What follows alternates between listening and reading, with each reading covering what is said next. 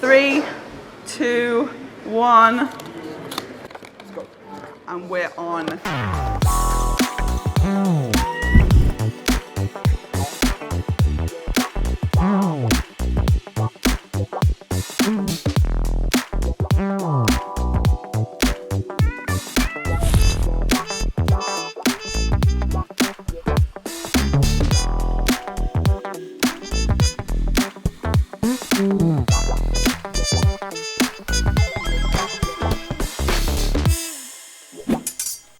Hi, my name is Leah Shutkever and I'm a competitive eater and multiple Guinness World Record title holder. That basically means that I get paid to eat.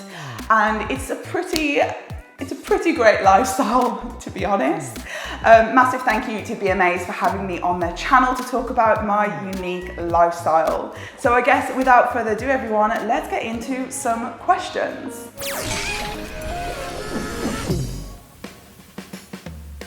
What's the most food you've ever eaten in a challenge? The most food that I've ever eaten in a challenge is probably at the World Championships. I ate an approximate 5 kilograms of chicken skewers. It was savage. I didn't even know the quantity until I'd finished, and it was just unbelievable. What's the most difficult food challenge you've ever done? Oh, the most difficult food challenge I have ever done was probably also in the same year at the qualifier for the World Championships, where I was tasked to eat cold, large Scotch eggs on the top of a boat on the Thames in winter to qualify to win a trip to New York to compete at the World Championships. It was cold, it was miserable, and I am not a massive fan of Scotch eggs. That was the toughest. When was the last time a challenge defeated you? What happened? The last time a challenge defeated me was earlier on this year. I was tasked to go up against somebody else and do an Indian curry challenge. 5 curries, 5 naan breads. It was such a tough challenge, but I think it was more the environment that caught me off guard. I was pretty much at the end, but it was too hot, too late in the day, and I just had enough. It was savage. What's the hardest kind of food to eat a lot of? The hardest food to eat a lot of, I would say, is probably food that you don't like to start off with, because flavor fatigue is a real thing, and definitely don't underestimate it. So if you start off with something that you quite enjoy, it definitely makes it easier down the line. What would be your worst nightmare eating challenge? That's a good question. Probably something like jellied eels. Ugh. Gross. What's your favorite eating challenge so far? My favorite eating challenge so far has to be something to do with cereal. I do these big cereal bowl challenges that I just find it's just idyllic. I love cereal, I love milk. I'm like a big fan of that whole setup, and it's a super easy spoon into the mouth. What's been the proudest moment of your eating career? The proudest moment of my career so far, above graduating and having a degree, was the Guinness World Record titles. My name is Leah Shutkever, and today I'm going to be attempting the Guinness World Record title for the most sausages swallowed in 1 minute. Let's go.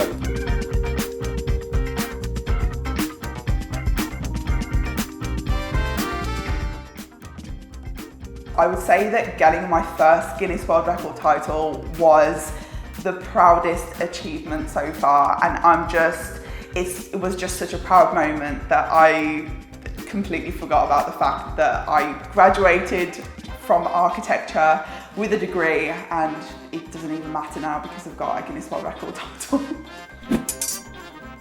What's the spiciest thing you've ever eaten in a challenge? The spiciest challenge I ever did was called the Psycho Pork Pie Challenge. Now, it was essentially a large pork pie filled with, I don't know how many Scovilles worth of hot sauce. And really, it was really life-changing and not in a good way. How does spiciness affect how much you can eat? Spiciness definitely affects you. I find with the Indian curry challenge, which I did fail earlier on this year, part of the reason why I failed is because it's super hot food. Now, if your core temperature is through the roof, which it does rise normally, if you add spice to it, it goes up even more. You become very lightheaded and it's very tough to overcome because your physiological response is to just stop. It's just so hot, I cannot even begin.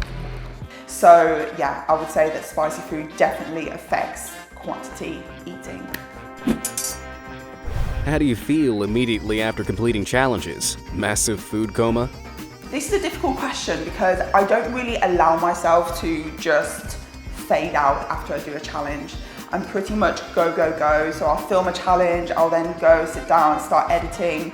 I've also got a very active lifestyle, so I've always got kind of things on the agenda to do. So my biggest recommendation, my biggest suggestion is to just keep it moving. Just get yourself a plan, write a list of things that you need to do, and instead of just allowing yourself to fade out for the rest of the day, get active, go to the gym, walk it off, just stay active. How do you feel the day after challenges? Oftentimes I feel fine, and I want to say fine because I feel an accomplishment from doing the challenge the day before, and it often affords me some time off in the morning to sort of chill out. So I feel pretty accomplished, but then also not hungry, but so ready to train. What's the best way to cook a steak to eat quickly in massive quantities? The best way to order your challenge steak is definitely medium rare. I would go for a charred outside so that you've got like a nice flavor there, but then get it nicely medium rare or even rare on the inside just so it's easy to eat. In case you guys were wondering, medium rare. Every single time at medium rare. How do you prime your stomach for a contest? That is a really great question. I don't think that in any way I prep for a contest. I don't water train or anything like that. I do have an inherited ability to eat a lot of food. I've also got a very focused mind. So I would say that those two things together get me to the finish line. Do you abstain from eating prior to a contest? So I totally recommend fasting around challenges. Not only for calorie control, but generally so that your body is hungry and raring to go. So before a challenge, I can fast anything up to 12 hours, and then it puts me in a position where my stomach's empty, I'm ready to eat, I'm hungry, and I'm in a kind of mindset that I'm just sort of ready to throw down. And then after a challenge, I'm just intuitive with it. If my body's not hungry, I'm not going to eat. If my body is hungry, then I will start introducing food slowly into my diet. That basically means that it can be anything from 12, 24 to 48 hours after a large challenge that I probably won't eat that much, but it's not a big deal because I've done the feast, now a bit of famine, and back onto my normal life. How do you overcome the mental hurdles of an eating challenge? See, flavor fatigue is a real thing and not something that I think is often really appreciated. There are obviously tactics to get you through a challenge. I never go into a challenge prepping tactics or knowing how I'm going to feel. So I tend to just go into it kind of really optimistic about everything. And then at the end, if I feel like I'm struggling a little bit, I will start reaching for the flavored drinks and reaching for a carbonated drink or a hot drink, or I will start cutting the food upon the plate and pushing it apart and working my way around to make things easier. Generally speaking, I would say go in with a really healthy mind about it, and then when you start to struggle, then pull out the tactics. What practical tips can you give for aspiring competitive eaters? For all the aspiring competitive eaters out there, I do have a helpful tactic and a little tip. Start with local restaurant challenges. Restaurant challenges tend to be just a really fun way to introduce yourself into the world. It's kind of a way to see how you fare against other people who have done what you're doing before. And so when you get yourself onto that board and you win yourself a t-shirt, that bit of adrenaline, that fun of the game, it will put your mind in a really good place with it, and you'll kind of get a real feel for where you are. in the world of competitive eating. And I guess from there, you kind of find where you fit. Because some people are really great at spice and other people are really great at quantity and other people are really great at, I don't know, sweet challenges. So I guess just test the waters, do fun local challenges, win yourself a few t-shirts and see how you get on. How long after a contest do you lose your appetite for? I would probably say anything from 12, 24, 48 hours. That is dependent on the challenge, the food, the quantity itself. Oftentimes a large food challenge can see me through a couple of days easily, and I'm okay with that. Have you ever had a medical professional investigate how you're able to perform such superhuman feats of eating? Have I ever been investigated by the medical world? Not yet. I'm thinking I might donate my body to science at the end of my life, and then they can probably check out what's going on. Like, why am I so weird? Like, what's going on here?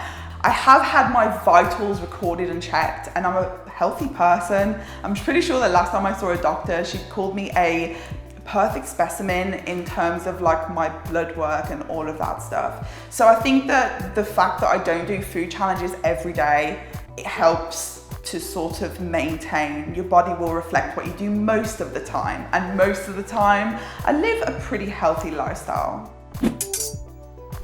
How did you realize you could eat such large quantities, and how did you get involved in competitive eating? So I realized when I was very young that I could double what my brother ate, I could double what my dad ate, and they are big eaters.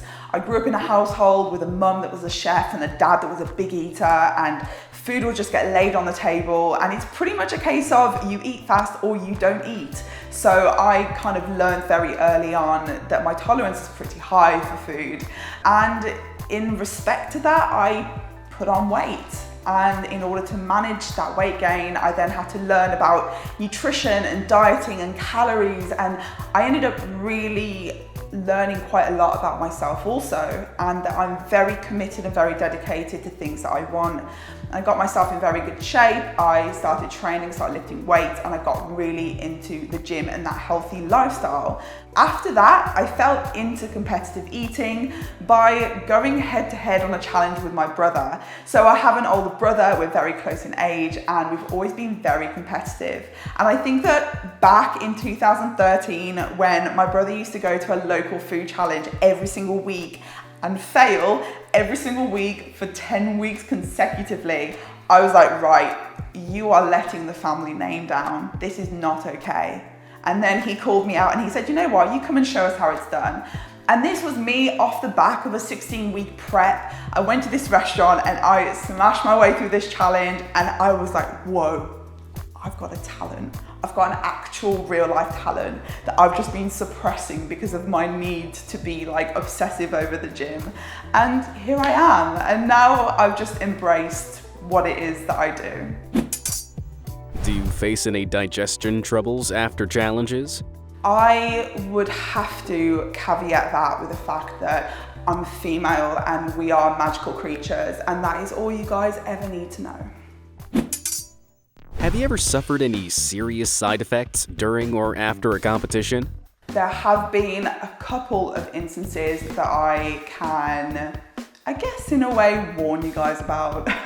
I was invited onto a game show in the Far East, and I was set up and I was given an amount of food which I knew that I wouldn't be able to eat because I know my tolerances, and I did as much as I could possibly do and still keep face.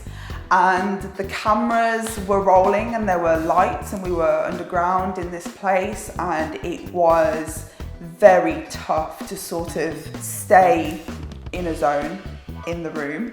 And the game show, as it went, they kind of pushed me to eat more, and I basically ate so much that I blacked out and I ended up in A&E, and it wasn't a good experience, but it was definitely a learning one. The other side effects that I found is from spicy food. So spicy food doesn't just affect you then, not for the next hour, but at least 12 hours, you're definitely feeling the sheer regret. Whew. Okay. What do you eat on a normal day, and how do you maintain your physique? What do I eat on a normal day? Define a normal day. I don't have normal days. I guess that if there was a time in my life where I had 3 weeks off from filming anything whatsoever, I would eat a very basic, very normal, very average bodybuilding diet. That includes lean proteins, loads of vegetables, good carbs, you know, really good carbs that sustain you over a period of time. I am massively into eating clean, and then when it's time to throw down or when it's time to enjoy food on a cheat day, then I go in on the food. You just make sure that when you do a big eat, a big food challenge, that the next few days you're very mindful about your calorie intake. That is why fasting until your body says you're hungry saves you calories, puts you back. And the whole idea is that you put yourself back in a kind of deficit. Keep training, add cardio, eat less, move more, keep going, and your body will just bounce back.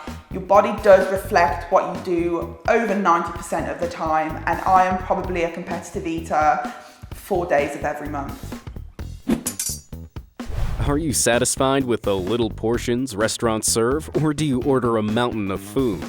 When I go out to eat, I tend to just eat the same as everybody else. Because I am a big fan of flavour, I don't go out to try and fill myself up, because as we all know, my fullness is a lot larger than a normal person's fullness. And so I just go in, I enjoy the food, I feel satiated, I feel full, like full of love more than full of food, and I leave. Would you miss the weekly feasts if you stopped doing them? If I stopped doing food challenges, would I miss it? No, I don't think that I would. I do enjoy creating content, I do enjoy making videos, and I do enjoy the interaction that I have with my audience. But if tomorrow you told me that I had to change my lifestyle and be something else, and I had like something at the end of the road there, I definitely wouldn't miss doing big food challenges. What misconceptions about the world of food challenges would you like to debunk? Misconceptions about food challenges. There are so many misconceptions about food challenges and food challengers that I would love to debunk. So one of them is that we've got some magic metabolisms and that we're just able to eat loads of food all of the time. It is not the case. You'll find with most competitive eaters that are generally in good shape and work out will balance out doing one big food challenge with a week of having few calories, exercising, and just being active in general. We all have a pretty good understanding of nutrition, and so yeah, massive misconception. The second one is that we all train to be good at eating. I don't think that all competitive eaters train. I certainly don't. I just kind of go in with a good attitude and know that I'm a bit weird. And also, psychologically, I'm in the zone when I go in on a food challenge. I don't doubt my abilities or doubt myself in that kind of realm. So yeah, I guess a bit of self-belief and a little bit of appetite and you'll go a long way. How do you make money as a competitive eater? How do you make money as a competitive eater? From views, believe it or not. So please go and watch my videos.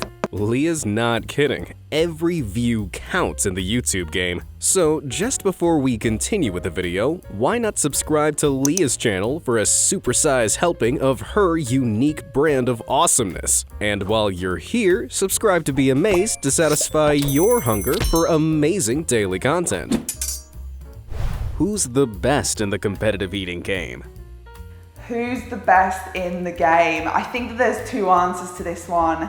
The best competitive eater, the best actual eater, I have to give it to Mr. Joey Chestnut, who has won Nathan's hot dog eating contest year in, year out. He's beaten all of the competition. People have come after him, and Joey Chestnut has won every single year and broke the world record. So he not only betters himself, but betters his competition. So that has to be a great competitive eater.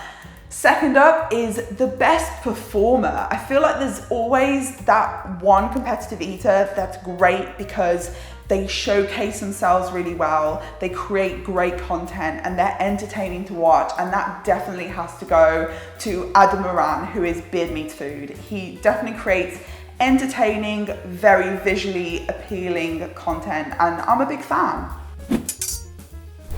Who are your personal heroes? Who are my personal heroes? My personal heroes are strong, driven women throughout history who have made a name for themselves and were so great at what they do that they have been written about numerous times. I'm talking about people like Betty White, like Dr. Ruth, like RGB, like Dolly Parton. In each respective field, they have just pushed themselves into the forefront, and they took names, and they're just so iconic. I'm a huge fan. Are there differences between American competitions and British competitions? I feel like the differences between the UK and the US eating scene are vast. First of all, in the UK, we're very young, we're inexperienced, we're just finding our feet, we're finding where we belong. And in the US, they're pretty established, they've been doing this for years, they know who they are, and they are super extreme. It is the United States of America!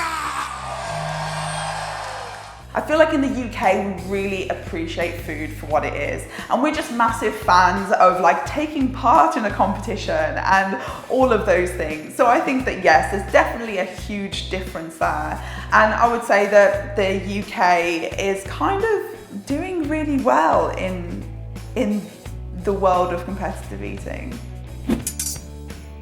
Why do you think there aren't as many women in the competitive eating circuit? Why is there not many women in competitive eating? Well, if I was to really look into it, I would say that there are certain normative social pressures that women are put under, where we do have to dress a certain way and act a certain way and eat slightly less food or eat slightly daintier than everybody else in order to be deemed the most feminine and the most attractive. So I think that slowly those kind of normative social pressures are being blindsided by people like myself that are coming up and just doing the thing and owning it. And I feel like more and more women are kind of accepting what it is that they're good at and just going for it in every industry and every respect. Some competitors credit competitive eating with aiding their eating disorder recovery. Do you have any thoughts on how it may help? Why do I think that a lot of competitive eaters do credit competitive eating to kind of overcoming a lot of their struggles? I think that is because when you get into competitive eating, you learn a lot about calories and nutrition and things like that in order to maintain a healthy body and a healthy lifestyle. So perhaps they accredit competitive eating because it's kind of forced them to learn more about their own body and learn more about their own tolerances and more about calories in versus calories out and those kinds of things, and probably encourage them a bit more to work out more and sort of maintain a healthy body in that respect. You sometimes get some slightly uncomfortable comments on your videos. How do you react to those? How do I deal and react to uncomfortable or unnecessary comments on my videos? Simple question, simple answer, I don't. Delete. If you weren't a competitive eater, what would you be doing instead?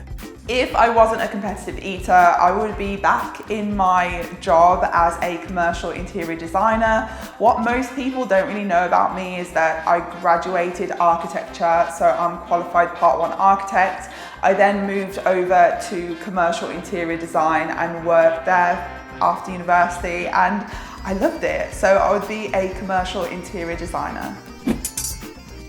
Fork, spoon, knife, or fingers? Probably my hands. It is why you were given hands. Just get stuck in. Does your competitive eating have any effects on your personal life? Does competitive eating have an effect on my personal life? I would say that my personal life has kind of shaped its way around what I do for a profession. I don't think that in any way I'm losing out or missing out on anything, and I really love what I do. Are your romantic interests intimidated by your eating abilities? My romantic interest, singular, loves it. Do you think competitive eating should be represented at the Olympics? Do I think competitive eating should be represented in the Olympics? Ooh, that's controversial. I do believe competitive eating is a sport, it's a spectator sport, it's something that generates money, and so it definitely has a place in the world of sport. Do I think it should be represented in the Olympics? No, probably not. That is because competitive eating has to be a level playing field in a place like the Olympics, and competitive eating never really is. So unless it was sort of governed by a body like Guinness World Records, I don't think that it would ever have a place. It would certainly have its own event, but it definitely doesn't have a place in the Olympics. What are your ultimate goals for the future? What are my goals for the future? What a great question. My goals for the future are my biggest goal right now is to hit 20 records in 2020. I am very close to getting that. We have 17 Guinness World Record titles currently, and I'm really excited to make it 20. If we get there, there's going to be a great video follow-up to celebrate, and I'm really hyped for that. More goals is just to find where I fit in my own world of competitive eating. I guess I want to make my own career which doesn't follow in the path of anybody else, but really just create something for myself. Do you ever get tired of eating challenges? Do I get tired of eating challenges? I can do. My body can get very tired if I have more than one project booked over a certain amount of time. And so I like to allow space in between food challenges just to sort of regroup, get my body feeling back to 100%, and then I'm ready to hit it hard again. What motivates you to do what you do and to keep doing it? What motivates me? I love making content because I love creating fun videos. That motivates me the most. The encouragement and engagement with my audiences, and just generally doing something that you don't see many women doing. It's very motivating. I'm feeling pretty good. I feel good. I'm surprised. Right guys, that is absolutely everything from today's question and answer segment. I hope you guys enjoyed learning a little bit about me and my unique life and career. If you want to follow me on social media, all you have to do is search my name, Leah Shutkever, in Google. I'm the only one in the world. Go and find me on social media. I'm on YouTube, Instagram, Facebook, and Twitter. Remember to follow me and give my videos a massive like, because it obviously helps an awful lot. Thanks guys so much for watching, and I hope you enjoyed it.